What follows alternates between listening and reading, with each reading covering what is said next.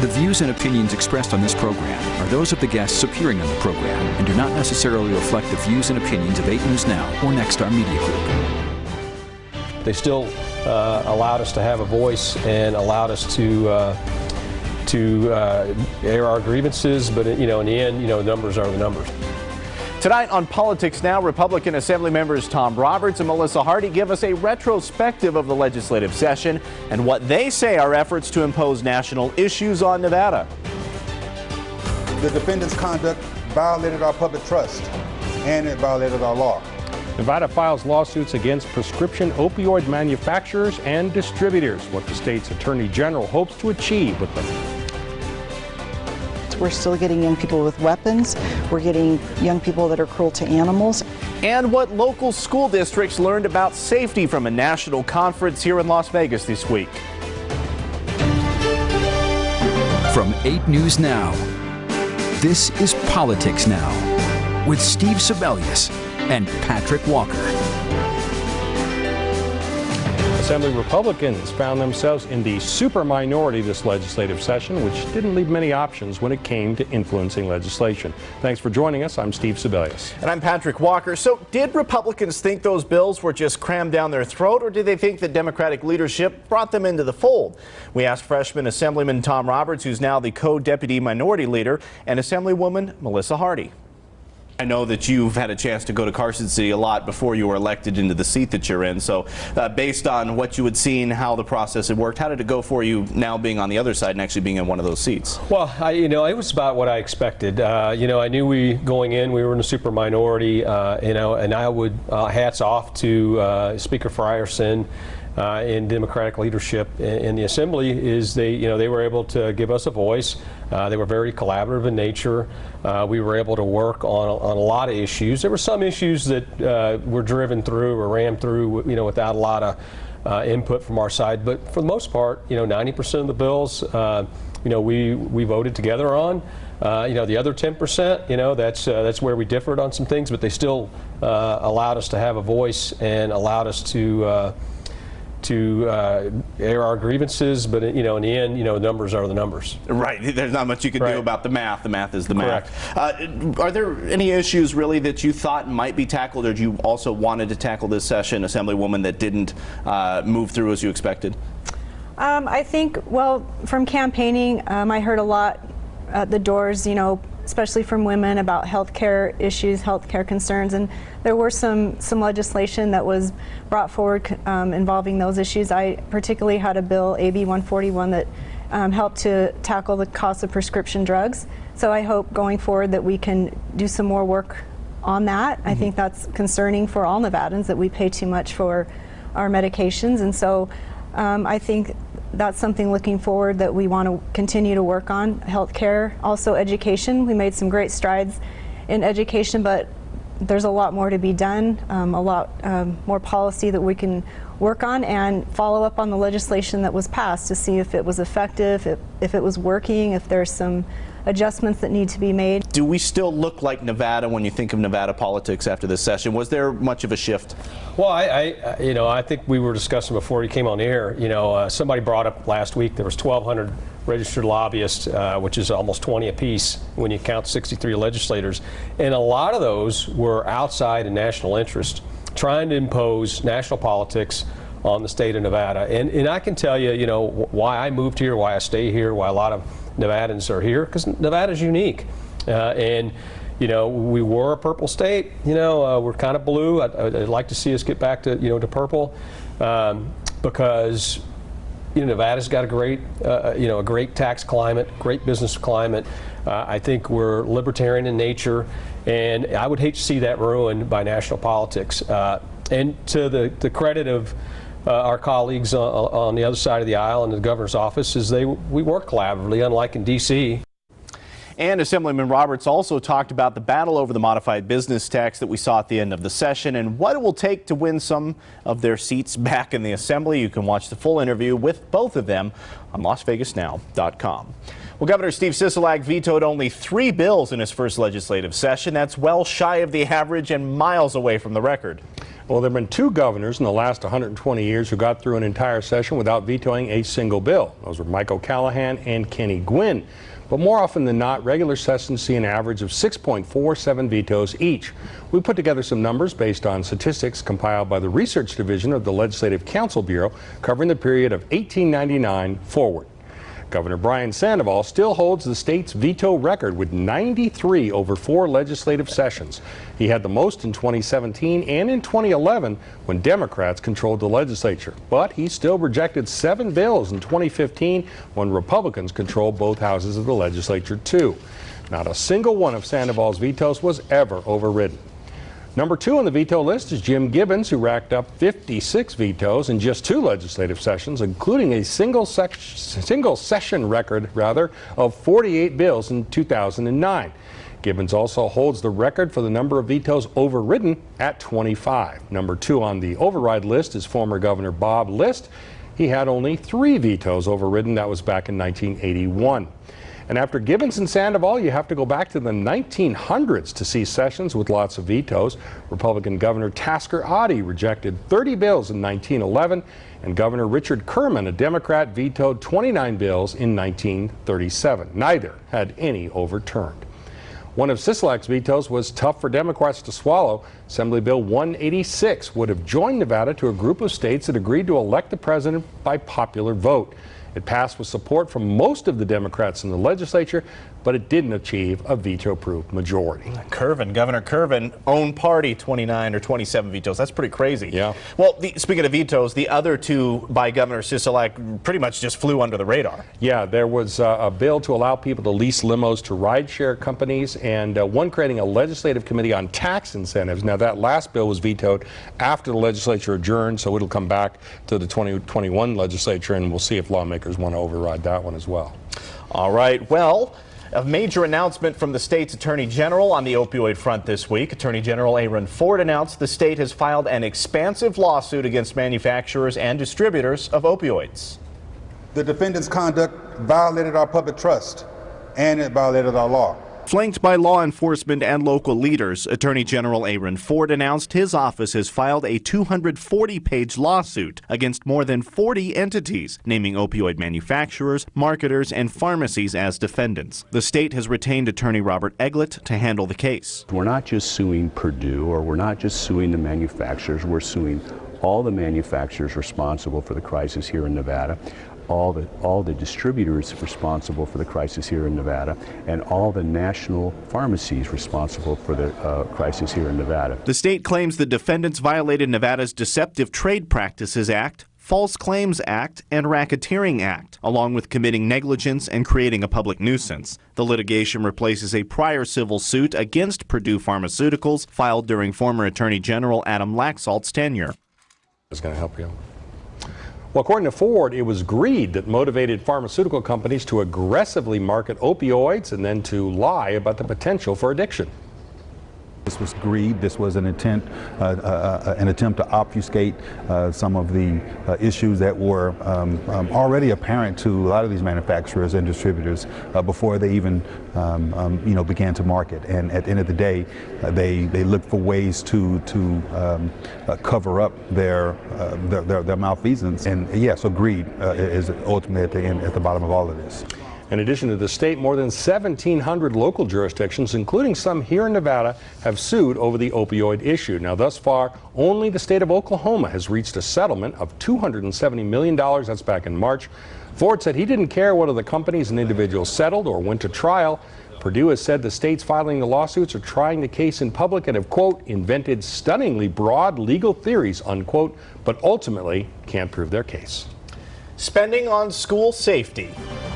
I think the biggest threat is not so much an outside shooter or even shooting in school. What a conference here in Las Vegas labeled as the biggest threat to students and how the schools may spend safety money coming from the legislature. That's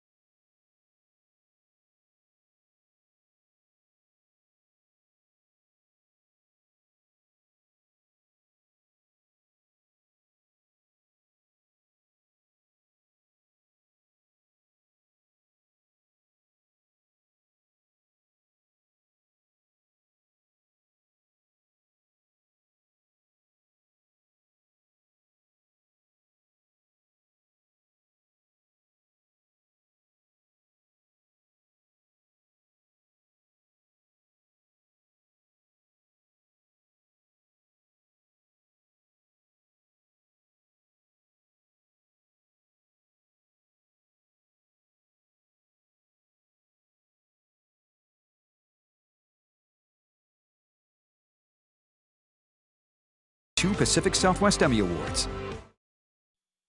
Welcome back to Politics Now.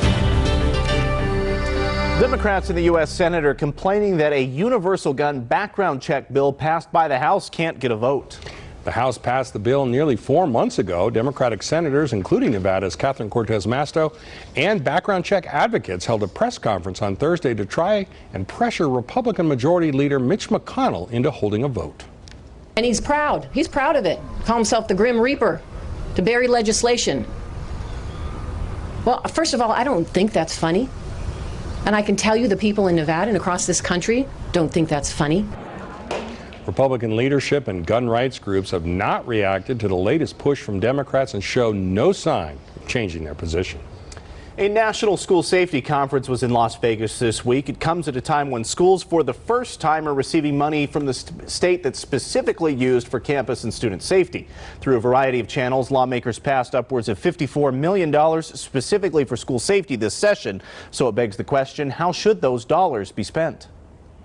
As school safety professionals met at the M Resort Tuesday for the Campus Security Conference, one theme became increasingly clear. The threat to schools goes well beyond someone bringing a gun to campus. I think the biggest threat is not so much an outside shooter or even shooting in school. It's more of a mental standpoint. Meadows School 8th grade student Robert Parcell says societal pressures wear on students, and he sees it every day. And sometimes they'll completely ignore teachers' warnings because they're more concerned with fitting in, and I think that'll cause students to become blinded to overall health. That's where programs like Nevada's Safe Voice come in. Susan Payne developed the framework for the Safe to Tell program in Colorado, which is now the model for many states around the country. She says nationwide, the most common tips those programs receive relate to depression, suicide, and anxiety. Even though those might be the top reported incidents, we're still getting young people with weapons.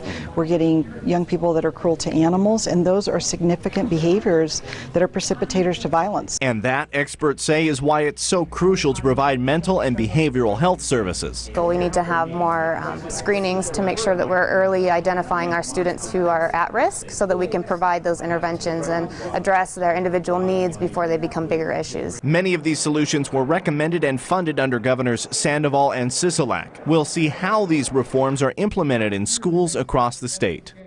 Well, of course, protecting schools from external threats, still a very important topic as well. They also talked about hardening campuses without breaking the bank by doing some simple things like making exits and entrances safer. Well, calling immigration holding facilities concentration camps. You can call them cupcake factories if you want, but that doesn't change the truth. She's either ignorant of history and ignorant of the use of history, or she is purposely doing this to get a rise out of people. Our face-off panel takes on a congresswoman's controversial comments this week and whether that kind of rhetoric keeps the immigration debate from moving forward. Plus, Trump launches his re-election campaign. We will compare how often some of the candidates have been campaigning right here in the Silver State next on Politics Now.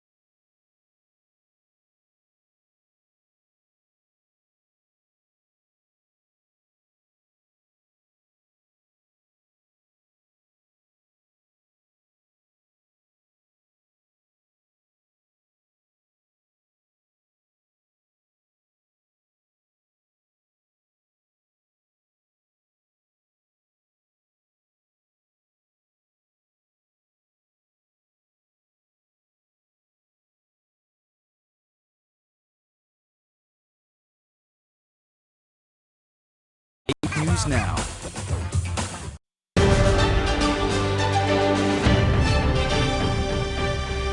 One of the big political debates of the week was sparked after Democratic Congresswoman Alexandria Ocasio-Cortez compared immigration holding facilities to concentration camps. So we asked our face-off panel, does this kind of rhetoric keep us from making any progress towards immigration reform? Here's KXNT radio host Alan Stock from the right and Battleborn Progress technical director Mike Willoughby from the left. Absolutely not. No, I don't think, look, at the end of the day, the situation does not need to rise to Auschwitz or Dachau levels in order to be a concentration camp, okay? We've done this in America in the past. We've called them internment camps. We did that to German and Japanese folks in this country. And those were concentration camps too. By definition, any time that you are rounding up people deemed undesirable and collecting them together and centralizing them, that's a concentration camp. The fact that, you know, we're deeply concerned with this rhetoric right now, I think does a disservice to the reality, because in reality, by definition, these are concentration camps. You can call them cupcake factories if you want, but that doesn't change the truth. What is going on here are people coming illegally into this country, being held, and then they should be deported immediately. What happened in Nazi Germany with concentration camps, it was not anything to do with people illegally breaking into the country. As a matter of fact, they were trying to get the hell out of Dodge because they were going to be killed and they knew it. So these are the people they are holding until they could exterminate them on a mass basis. AOC knows this. She either knows it, or she's either ignorant of history and ignorant of the use of history, or she is purposely doing this to get a rise out of people. This is not going to fix the problem. It exacerbates people's emotions. That's all it does. How does it fix the problem? I mean, you want comprehensive immigration reform, sit down and work out the issues. But don't sit there and tell me that it's a concentration camp and hurl names and all the other things, because we're not going to be able to start at a ground zero, at least to try to fix the problem. There is no way to move forward right now, right? We are in an absolute gridlock in Washington. You will see absolutely no positive change on this, without a doubt. It's a centerpiece of the president's re-election strategy. However, we do move the ball forward by telling the truth and calling it like it is. These are concentration camps, period. What we're doing in holding centers, comparing it to the madness of concentration camps, is a disservice. That kind of language is not going to get people talking at all. You're not going to get people talking. Republicans want to deal with this issue, but we have things that we think are important to talk about. The panel also debated that opioid lawsuit we told you about earlier in the show, grades Governor Sisolak, and weighs in on next week's presidential debates. That's all on LasVegasNow.com. Patrick? All right, Steve, it's the race now where we're keeping you updated on the 2020 presidential election. President Donald Trump had his, quote, official kickoff for his re-election campaign in Orlando, Florida this week. It came with what's become the new slogan, Keep America Great. He hit on many of the same themes as the 2016 campaign, including promising to deport people who are in the country illegally. The RNC says Trump raised an impressive $24.8 million in the first 24 hours. The Democratic presidential candidate leading in the polls right now, former Vice President Joe Biden, he's raised about $20 million since entering the race. Biden did take some heat this week after reminiscing about working with segregationist senators in the 1970s. He shrugged off the criticism, saying there isn't a racist bone in his body.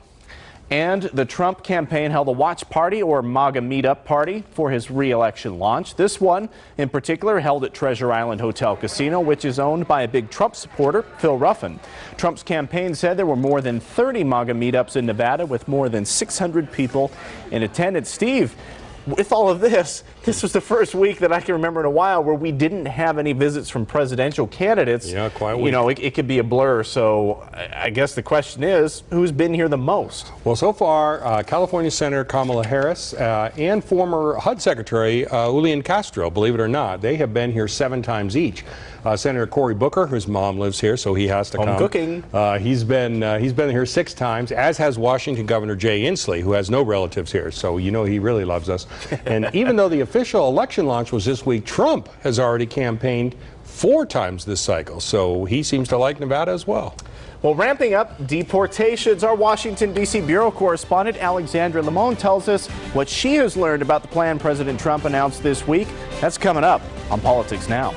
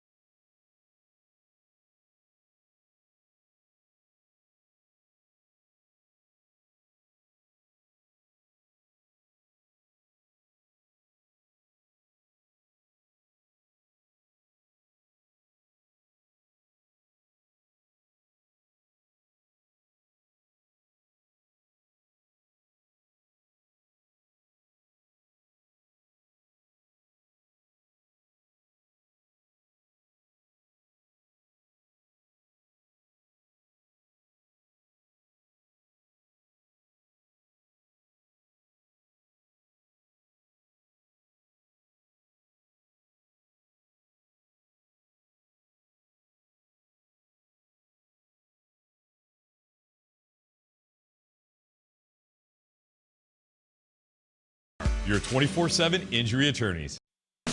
You're watching Politics Now. Well, President Donald Trump says immigration officials will deport millions of people who are in the country illegally starting next week. Reports of a plan targeting immigrant families has circulated in Washington for months. It is worth noting that the arm of ICE that does most of the arresting and deporting has about 6,000 agents. Our Washington, D.C. bureau correspondent Alexandra Limon has been covering the topic this week and filled us in on what the details there are so far. What exactly does that mean? How would that work? Are they prepared to do that?